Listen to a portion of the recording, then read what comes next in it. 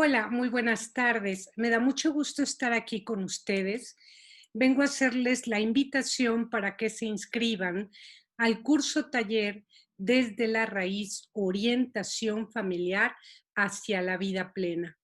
Será los días jueves y viernes. Voy a compartirles pantalla para que puedan ir viendo de qué trata el curso.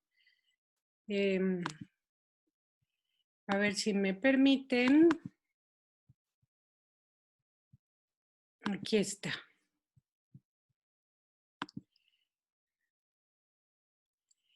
El curso taller Desde la Raíz: Orientación Familiar hacia la Vida Plena es un curso que está basado en el libro que así se llama, Desde la Raíz: Orientación Familiar hacia la Vida Plena, que ha sido editado por Editorial Minos Tercer Milenio.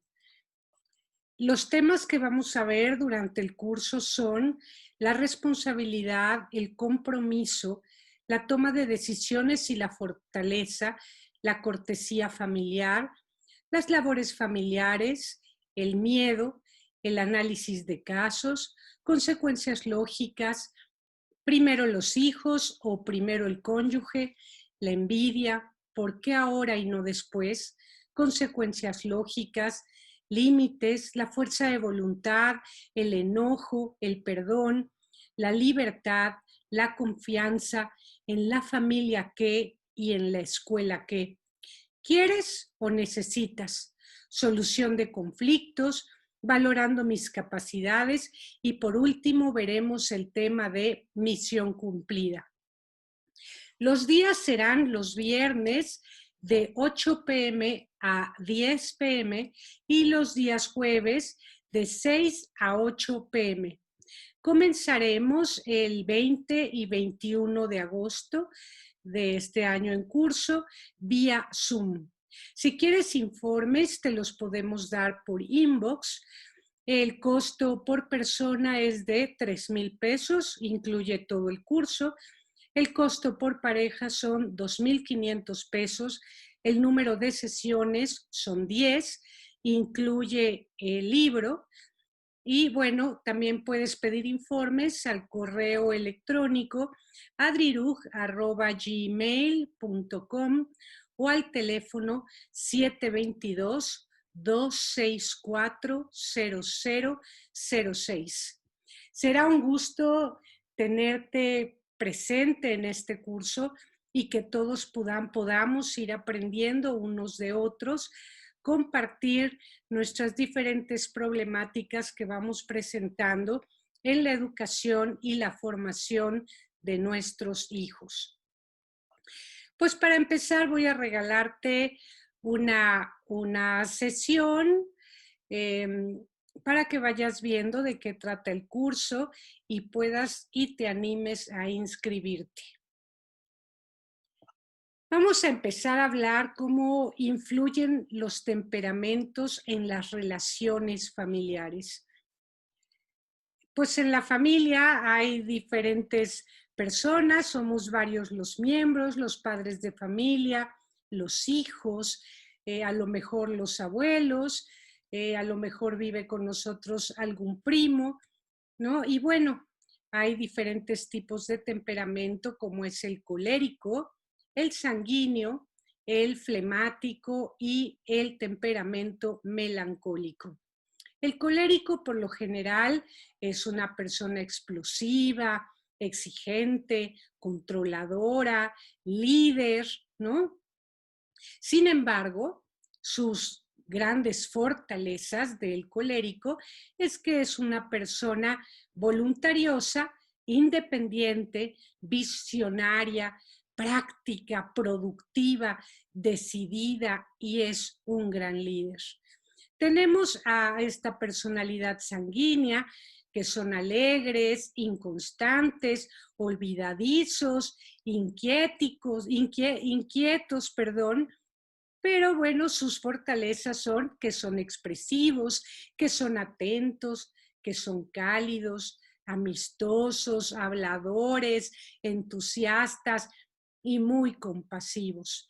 El flemático tiene un temperamento paciente, rutinario, inseguro, fachoso, pero tiene grandes fortalezas también, como es que es tranquilo, es una persona confiable, es objetivo, es diplomático, es eficaz, es organizado, es práctico, es humorista y es muy colmado, muy calmado, perdón, es una persona plácida, se siente por lo general eh, contento con las circunstancias distintas que se van presentando en la vida diaria. Y tenemos por último este temperamento melancólico, que bueno, son personas que tienden a ser víctimas, son sensibles, son serviciales, pero también tienden a ser depresivos. Los melancólicos tienen como grandes fortalezas que son analíticos, que son estrategas, son abnegados, son trabajadores y son autodisciplinados. ¿Qué es lo que sucede cuando vemos este tipo o estos 4 temperamentos en una misma familia? Pues se presentan diferentes conflictos. Imagínate este temperamento colérico compartiendo el día a día con un temperamento melancólico, ¿no?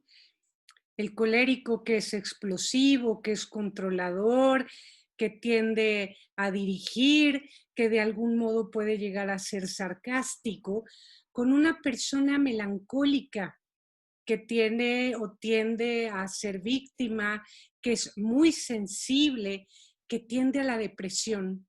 Aquí es donde comienzan los grandes problemas familiares por estos temperamentos tan diferentes que de alguna manera ocasiona que choquemos, que no estemos de acuerdo con su forma de actuar o de resolver ciertas situaciones.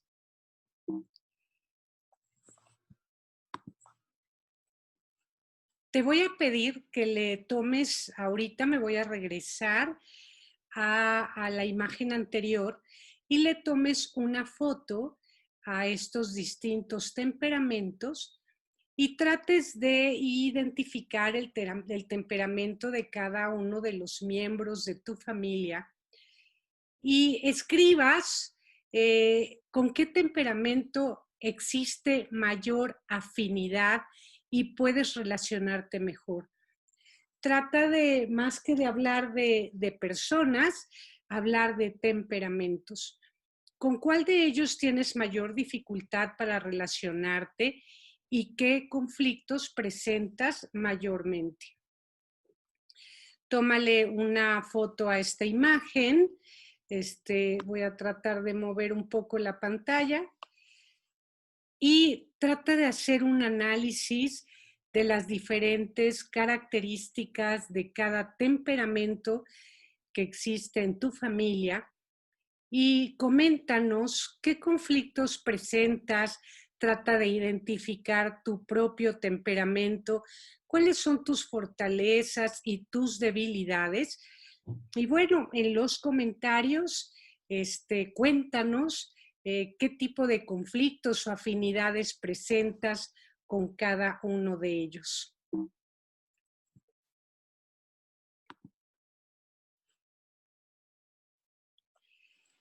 A veces cuando nuestros hijos cometen un error, cuando cometen una falta, una equivocación o simplemente actúan distinto a como nosotros esperábamos que ellos pudieran reaccionar o fueran a reaccionar, nos sentimos como ridiculizados, avergonzados, frustrados. Son las emociones que saltan de momento ante un evento inesperado. Por ejemplo, aquí vemos una imagen de unos niños que posiblemente están de visita en una casa y rompen un jarrón jugando por descuido, corriendo en la sala Y esto es lo que llegamos a sentir. Nos sentimos ridiculizados, avergonzados y frustrados. ¿Cómo reaccionamos ante estas emociones? Pues por lo general reaccionamos con enojo, ponemos castigos severos, puede que nazca en nosotros un sentimiento hasta de venganza y entonces este castigo lo hacemos con mucha dureza. Pareciera que queremos darle al hijo de alguna forma, como se dice, por donde más le duele. Y bueno, a veces presentamos sobre reacciones y todo esto es debido a estas 3 emociones que ya mencionamos. Pero ¿qué es lo que sucede? ¿Por qué reaccionamos así?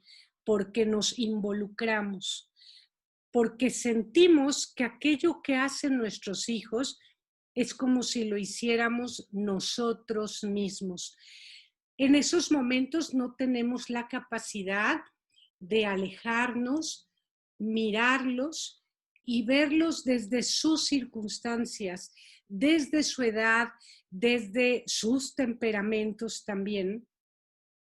Y entonces, como sentimos que somos nosotros los que cometemos el error y que además sentimos que nuestros hijos son como esa medallita que queremos mostrar, queremos quedar bien ante la gente, pues estas emociones afloran de una manera intempestiva y pues bueno, por eso es que a veces llegamos a poner estos castigos severos.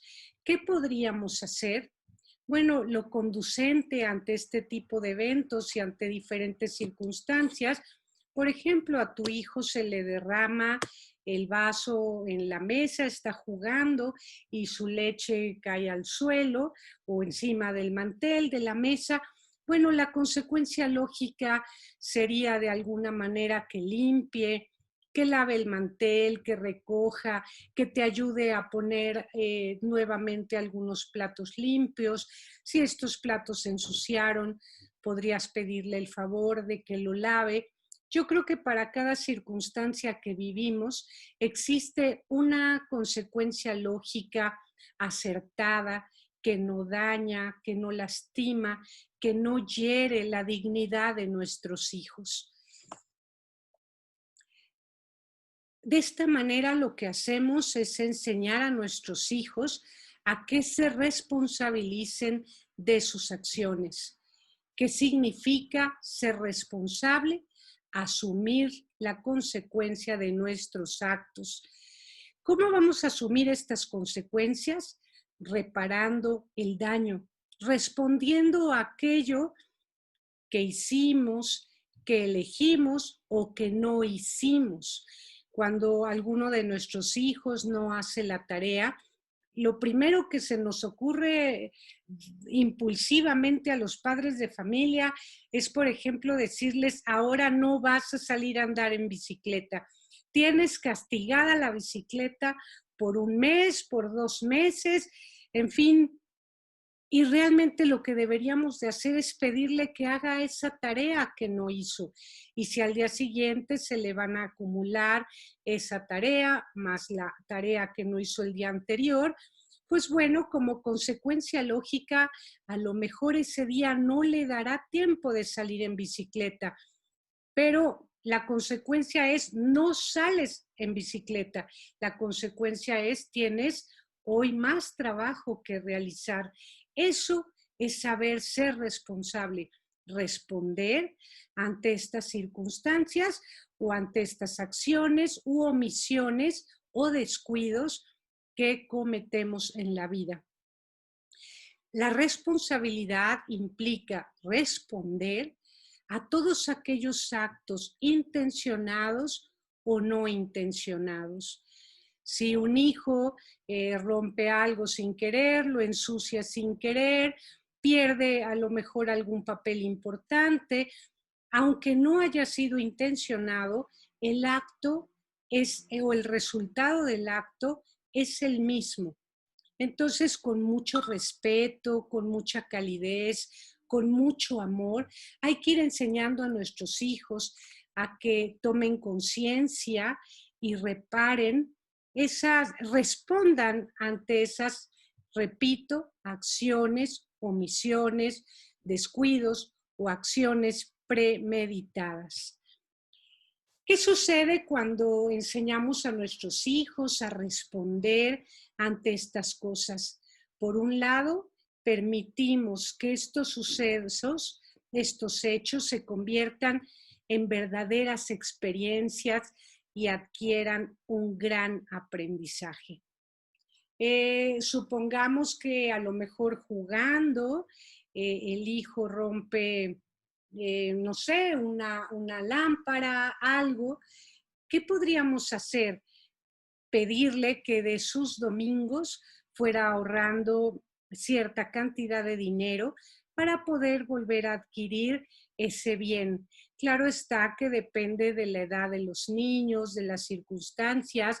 Es lógico, los niños no trabajan, pero sí pueden ir cooperando con sus domingos, juntando un poquito de dinero y tal vez por lógica no le cobrarías el precio total de aquella cosa que a lo mejor fue muy cara, pero una cantidad representativa que a él lo haga sentir que está respondiendo, le va a dar seguridad, le va a dar confianza, se va a sentir bien consigo mismo, lo estás enseñando a que todo lo que sucede en la vida es un aprendizaje y que nos sirve para ser mejores personas. ¿Cómo lograremos esta responsabilidad? Bueno, como decía anteriormente, permitiéndoles vivir las consecuencias lógicas de sus decisiones. Las consecuencias lógicas se pueden poner como método de disciplina, de una corrección amorosa, de una corrección fraterna. Y por otro lado, enseñándoles a nuestros hijos que aquellas cosas que les toca hacer en casa o sus tareas o sus labores, esas actividades, la recompensa en sí mismo es la satisfacción del deber cumplido.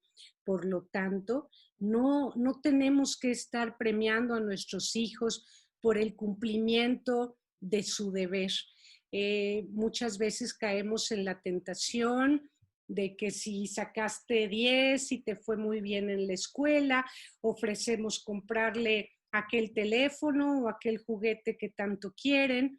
Y entonces estamos enseñando a nuestros hijos a hacer las cosas por esos bienes exteriores que pudieran adquirir.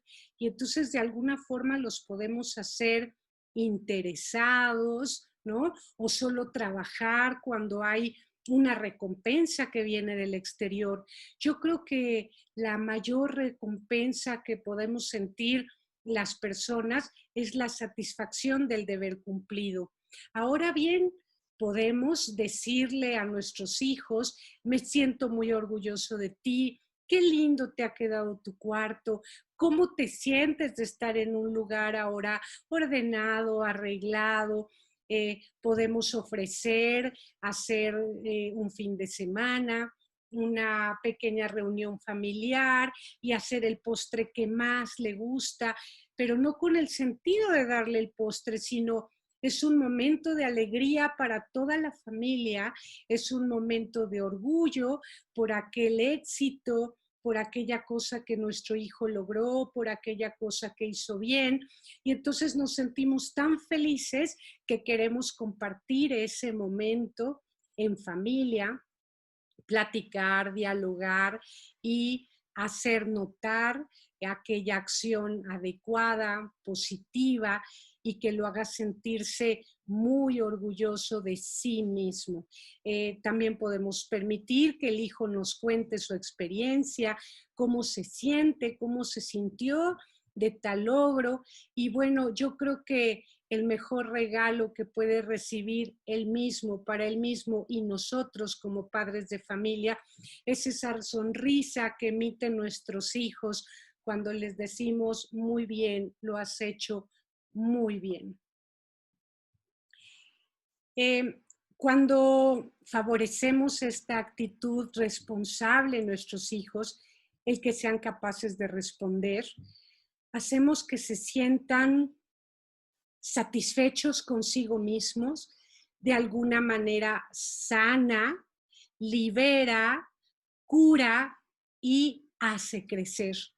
En cambio, cuando optamos por estos castigos severos o el regaño o hacerlos sentir culpables o les decimos si tiraron el vaso en la mesa, vete a tu cuarto, no te sabes portar bien y a lo mejor lo ofendemos, gritamos, eh, nos sobrepasamos en las cosas que decimos, lo único que logramos en nuestros hijos es hacerlos sentirse insatisfechos, inseguros, provocamos en ellos una baja autoestima y bueno, creo que el secreto para favorecer esta autoestima en nuestros hijos es a través de estas consecuencias lógicas que en dado caso pueden llevar también a la reparación del daño y no solamente al aprendizaje y al crecimiento personal.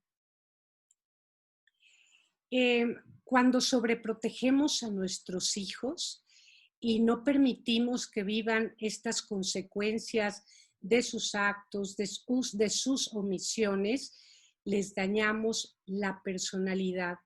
Los volvemos temerosos, mentirosos, cobardes, favorecemos en ellos esta sensación de indefensión aprendida, la baja autoestima y lo peor de todo es que les vamos generando sentimientos de incapacidad, porque muchas veces cometemos el error de decirles, eres un torpe, nunca lo vas a lograr, tú con esto no puedes, siempre repruebas, siempre tiras todo, mira nada más que siempre vives fachoso, desarreglado, y entonces vamos generando en ellos un sentimiento de incapacidad que les va limitando en su crecimiento, en su desarrollo y en su seguridad.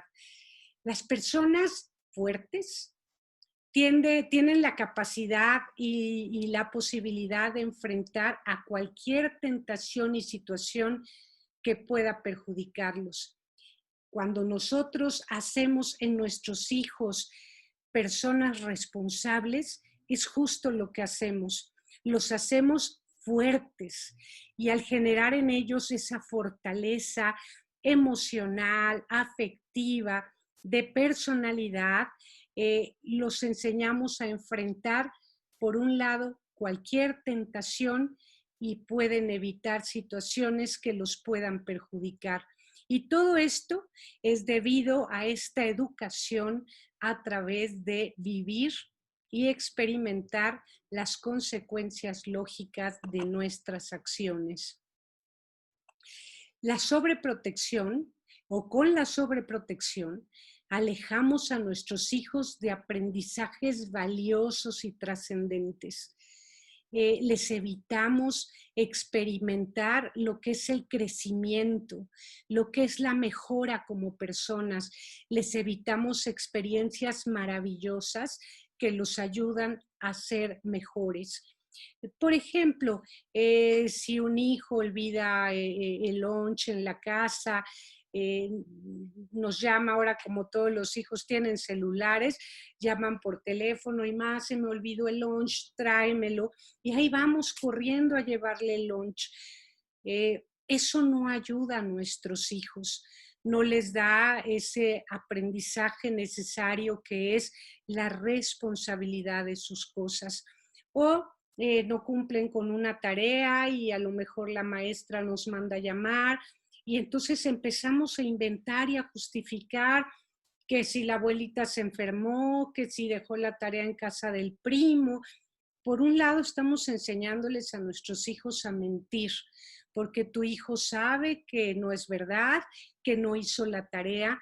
En cambio, si tuvieras tú también el valor de decir, sí, maestra, no realizó la tarea, pero veremos que esa tarea se entregue, aunque ya no sea evaluada o no pueda tener una calificación. Pero bueno, toda tarea tiene un sentido y es la práctica de una actividad, de un ejercicio, de un conocimiento, y le estás enseñando a tu hijo a enfrentar la vida, a ser valioso. Los exponemos a muchos riesgos y errores de conducta con esta sobreprotección. ¿Por qué? Porque no saben distinguir entre lo que es bueno, entre lo que es malo, entre lo que es feo, entre lo que es bonito, entre lo que es verdadero, entre lo que es mentira. Y entonces eso es por lo que nuestros hijos quedan indefensos y pueden o podrían correr muchos riesgos. Les arrebatamos la oportunidad de crecer y de ser siempre mejores. Queremos que nuestros hijos sean obedientes. Vamos a tratar de entender qué es esta virtud de la obediencia. Dice David Isaac, la persona obediente acepta, asumiendo como decisiones propias las de quien tiene y ejerce la autoridad, con tal de que no se opongan a la justicia. Esto es muy, pero sumamente importante. La persona obediente acepta, asumiendo como decisión propia las de quien tiene y ejerce la autoridad, con tal de que no se oponga a la justicia, a la moral y a los principios propios. Primero dice que esta persona obediente asume esas órdenes dadas como decisiones propias. Para que realmente sea una virtud, esto tiene que suceder. Muchas veces le decimos a nuestros hijos, recoge tu cuarto, y posiblemente recoja el cuarto, pero no precisamente lo está haciendo por ser o adquirir esta virtud de la obediencia, sino lo hace por miedo a la represalia, por miedo al castigo, a que le vayas a prohibir algo, a que a lo mejor le vayas a dar un grito, una nalgada. Eso no es obediencia, eso es miedo. Cuando el hijo recoge su cuarto, porque ha entendido que vivir en un ambiente de orden le es conveniente, porque se siente contento de entrar a su recámara y ver este cuarto limpio, ordenado, entonces sí, ya es una actitud que realiza, digo, una acción que realiza por voluntad propia y porque sabe que le conviene. En este momento podrás decir que tu hijo ha adquirido la virtud de la obediencia. ¿Por qué dice esta frase tan importante que dice, con tal de que no se oponga a la justicia, a la moral y a los principios propios? Nuestros hijos deben saber quién es verdaderamente una autoridad, porque cuando son pequeños puede haber una persona a su lado mayor que les dé una orden y que esta orden no sea adecuada, que los lleve a cometer un error muy grave y ellos sin saberlo. Por eso es importante decirles a nuestros hijos cuáles son las características de una persona con una verdadera autoridad que puede pedirnos que hagamos cosas, y el secreto está en que aquello que nos piden es bueno, nos hace bien y nos lleva al encuentro de la felicidad y la satisfacción personal.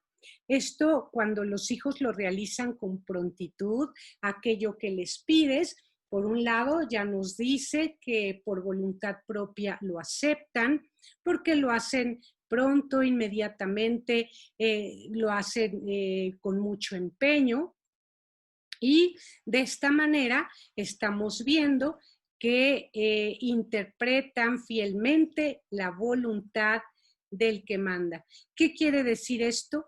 Que tienen un gran respeto a esa autoridad. Aquí quiero mencionar un poco de las características de una persona con una verdadera autoridad para pedirnos que hagamos o realicemos ciertas cosas. Por un lado, es una persona honorable, confiable, es justa, es recta, vive tratando de conquistar siempre la virtud, es congruente, es empática, es comprensiva, es sincera, es honesta y busca el bien en todo aquello que pide.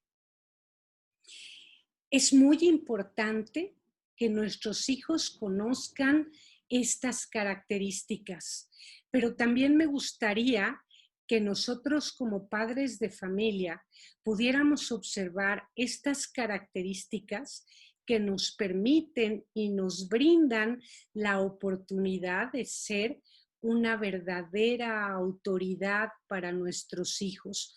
Por ejemplo, aquí dice congruente. Muchas veces le decimos a nuestros hijos, no grites, y los primeros que gritamos somos nosotros. Confiable, y les ofrecemos muchas cosas, hacemos 1000 compromisos con ellos que rompemos al siguiente día.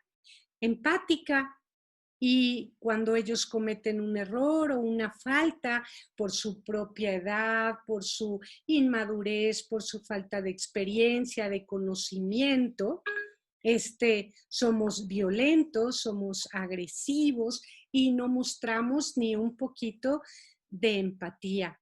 Dice sincera y honesta y suena el teléfono y le decimos al hijo, dile a la comadre o dile al vecino o dile a quien llamó que no estoy, y el hijo te voltea a ver y dice, ¿cómo que no estás? Y ahí estás, ¿no?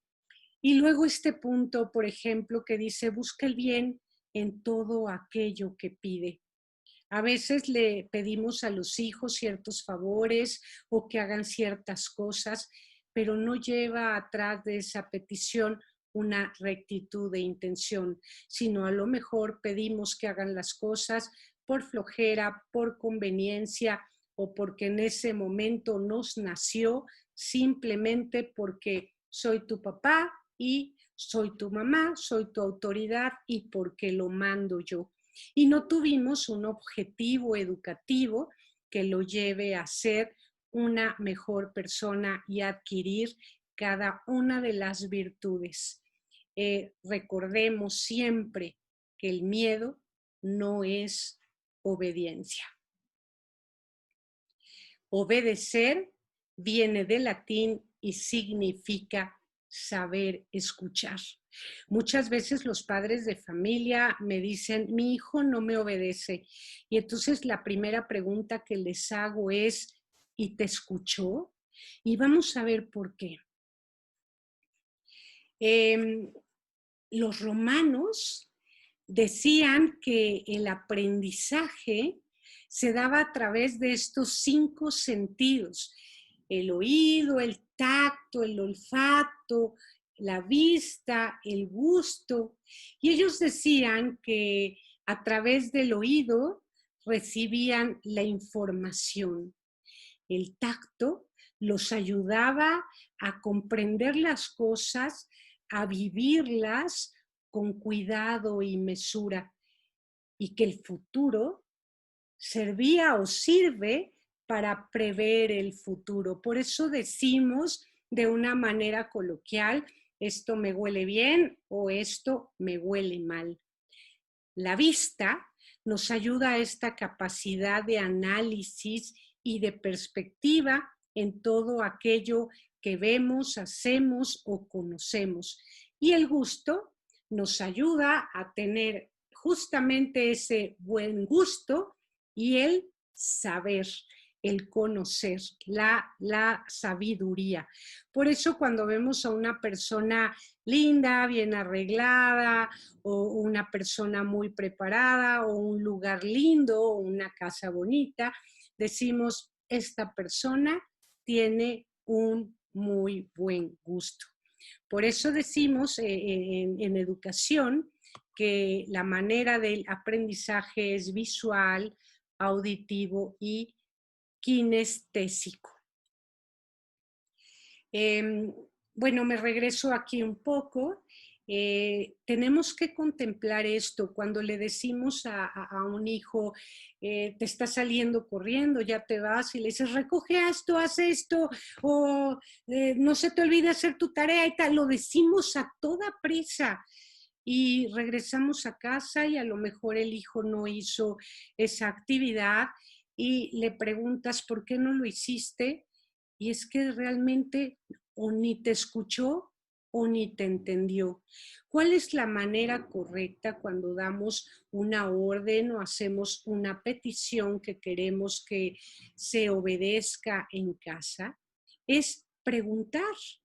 Pedir que nos repitan aquella orden o instrucción que hemos dado, corroborar que realmente lo han entendido, ver si de verdad saben hacer aquello que estás pidiendo y bueno, ya que hayas verificado que tu hijo te escuchó a través de los 5 sentidos, podrás decir que esa orden dada fue escuchada y por consiguiente será más fácil que tu hijo responda con una buena actitud de obediencia. Tiene que entender nuestros hijos el para qué, el por qué, cuando le pedimos las cosas. Nosotros como adultos, cuando nos dicen haz esto o haz lo otro, siempre nos preguntamos el para qué y el por qué de aquello que hacemos. Pues los niños también tienen la necesidad de comprender y entender el para qué y el por qué de ciertas cosas que les pedimos que hagan, pues si no encuentran el sentido, no encontrarán el valor de la virtud. ¿Cómo lograr la obediencia? Hay que ser flexibles en los medios y en los accesorios y muy firme en lo fundamental, en los fines y en los contenidos. ¿Qué quiero decir con esto?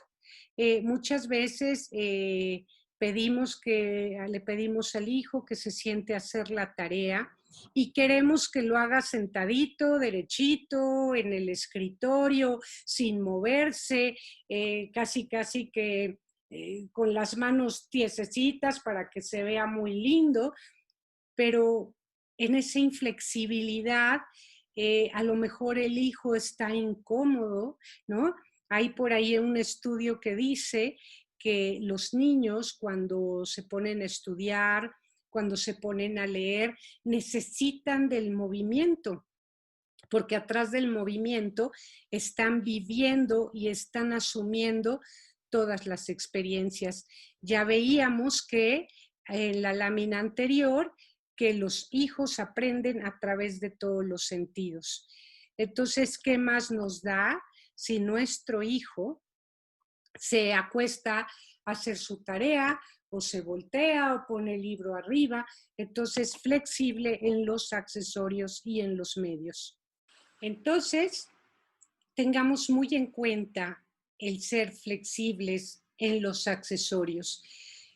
Muchas veces somos o actuamos con mucha rigidez y lo que los niños necesitan es libertad para actuar y obedecer en aquello que es importante, en lo fundamental, en los fines y en los contenidos. Bueno, pues hasta aquí ha llegado el compartirles esta parte del curso desde la raíz orientación familiar hacia la vida plena.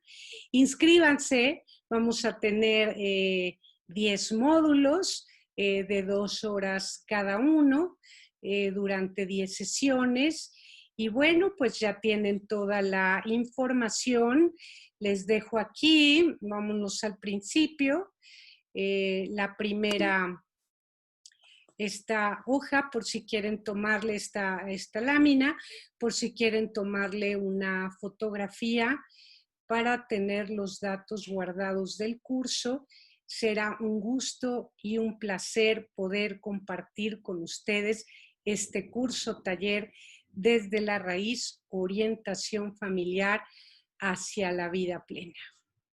Bueno, pues espero se inscriban, estaré pendiente para que podamos comenzar este curso el día 20 y 21 de agosto.